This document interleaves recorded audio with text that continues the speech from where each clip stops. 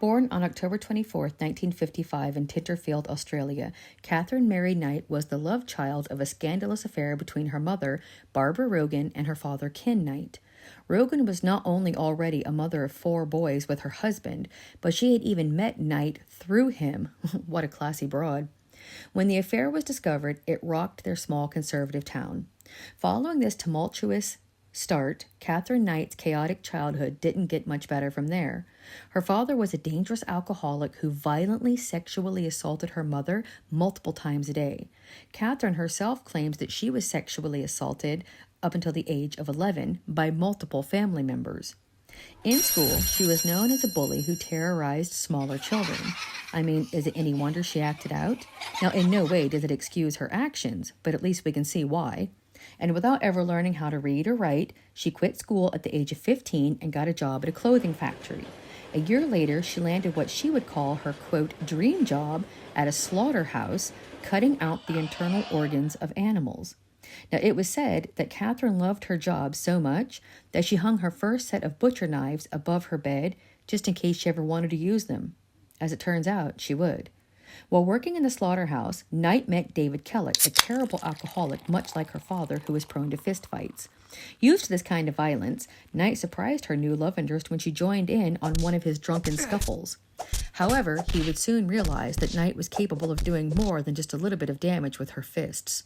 Before long, he found himself being entirely dominated by her. Despite her violent outbursts and clear mental instability, in 1974 she convinced him to marry her. How nuts is that? Society tends to focus on women who fall victim to controlling and narcissistic men, when women are just as guilty in some cases. Kellett was heavily intoxicated at the time of their wedding, and even Knight's mother warned him about her daughter's temper, saying that she, quote, had a screw loose somewhere, unquote. On their wedding night, Katherine and Kellett consummated their marriage 3 times, but that wasn't enough for her. When he fell asleep, Knight became so annoyed by her new husband's exhaustion that she tried to strangle him. Kellett woke up and managed to fight Knight off. And even though she attempted to kill him only 1 day into their marriage, the unholy union lasted for 10 more years. How and why he held on for a decade literally blows my mind. Kellett was often unfaithful and once even left his wife and their 2 daughters in the middle of the night. After discovering one of Kellett's affairs, Knight placed their 2-month-old infant on the local train tracks shortly before a train was due. Thankfully, that train never came and the infant was spared. This woman clearly has serious problems. In 1986, shortly after her breakup with Kellett, Katherine Knight jumped into a whirlwind romance with David Saunders, a local miner. Within a few months, Saunders moved in with her and her 2 daughters. However, he had kept his own apartment, and Knight became incredibly jealous and suspicious about what he did when she wasn't around. And just like her previous relationships, this one quickly grew toxic and violent. At one point, she slit the throat of his 2-month-old dingo puppy in front of him just to show him what she was capable of. Still, they stayed together and even had a daughter a year later. However, Saunders left Knight shortly after the birth because she had attempted to kill him with a pair of scissors. I can't imagine what Katherine's poor children must have endured with her as a mother. Anyway, a short time later, she then met a man named John Chillingsworth. Those 2 stayed together for 3 years and had a child named Eric, Knight's first son. While no violent incidents have been reported about their relationship, it ended after Chillingsworth learned that Knight was having an affair with a man named John Charles Thomas Price. The beginning of Katherine Knight and John Price's relationship was without complications and seemed to be going well. He had 2 older children who lived with him who seemed to like Knight, and he made enough money to keep her comfortable. They moved in together in 1995 and really couldn't ask for anything more, and this was more than likely the healthiest relationship that Knight had ever experienced. Now, having said that, though, when she suggested that they get married, he refused the idea, causing her to turn violent and assault him. And of course, that wasn't enough. So Knight, still upset by his refusal, framed Price for stealing things from his company, ultimately getting him fired. Though he initially kicked her out, a few months later they started seeing each other again. According to their friends and neighbors, Knight's violence had began to escalate. Like, bro, why are you still there? In February of 2000, an argument between John Charles Thomas Price and Katherine Knight culminated with her attempting to stab him in the chest. In an attempt to keep his children safe, Price took out a restraining order against Knight.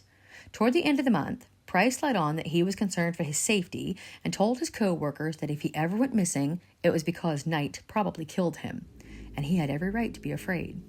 On February 29, 2000, John Charles Thomas Price came home from work and followed his usual routine of checking in with the neighbors before going to bed at 11 p.m. I can only presume at this stage the restraining order had expired and the tumultuous relationship had started up again, because Knight came home shortly after, made herself dinner, watched TV, showered, and then went upstairs. She woke Price, the two had sex, and then he went back to sleep. Then Katherine Knight took a butcher knife from next to her bed where she had always kept them and proceeded to stab Price 37 times. According to evidence, he woke up during the attack but could not fight her off. Sadly, he succumbed to his wounds.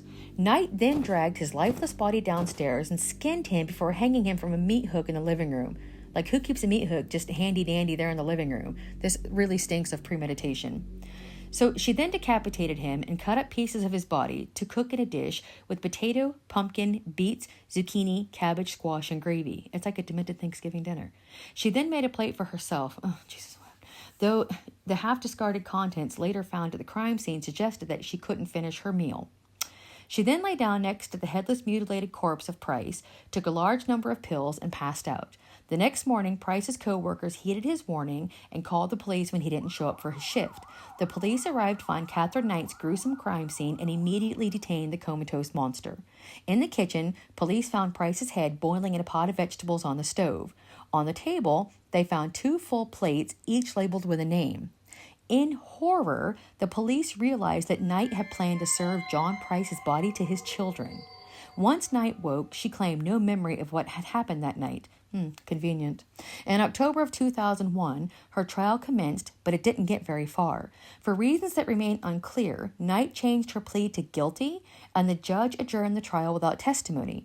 She was escorted to prison that day, and the judge ordered that her papers be marked, quote, never to be released. For the first time in history, a woman in Australia was given a life sentence without parole. To this day, Knight maintains her innocence and refuses to accept responsibility for her actions. She appealed her sentence and was denied almost immediately. She is currently serving her life sentence at Silverwater Women's Correctional Center.